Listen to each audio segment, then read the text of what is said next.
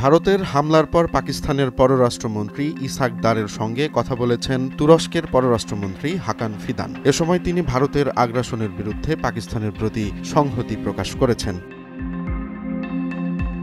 পাকিস্তানের পররাষ্ট্র দফতরের মুখপাত্র শাফকাত আলী খান জানিয়েছেন, ফিদান আঞ্চলিক নিরাপত্তা পরিস্থিতির অবনতি নিয়ে গভীর উদ্বেগ প্রকাশ করেছেন। পাশাপাশি তাদের মধ্যে যোগাযোগ অব্যাহত থাকবে বলেও জানানো হয়েছে। পাকিস্তানের অন্তত ৯টি স্থানে ভারত হামলা চালিয়েছে বলে দাবি করেছে পাকিস্তান। তবে দেশটির এই হামলাকে লজ্জাজনক বলছেন মার্কিন প্রেসিডেন্ট ডোনাল্ড ট্রাম্প। দুই দেশের মধ্যকার হামলার সংকট প্রসঙ্গে সাংবাদিকদের এক প্রশ্নের জবাবে তিনি একথা বলেন।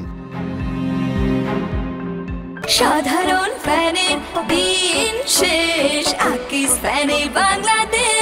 এই হামলার ঘটনায় উদ্বেগ প্রকাশ করেছেন জাতিসংঘের মহাসচিব অ্যান্তোনিও গুতেরেস। তিনি উভয় দেশকে সর্বোচ্চ সামরিক সংযমের আহ্বান জানিয়েছেন। ভারত ও পাকিস্তানের মধ্যে সামরিক সংঘাত বিশ্বের জন্য ভালো কিছু বয়ে আনবে না বলেও তিনি সতর্ক করেছেন। গুতেরেস জানিয়েছেন, নিয়ন্ত্রণ রেখা এবং আন্তর্জাতিক সীমান্ত পেরিয়ে ভারতের এই সামরিক অভিযান নিয়ে তিনি উদ্বিগ্ন।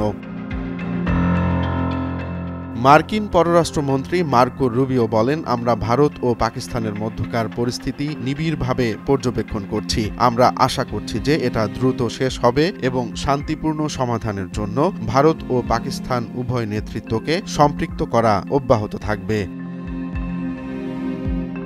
রোমান্স তালুকদার, নয়া দিগন্ত।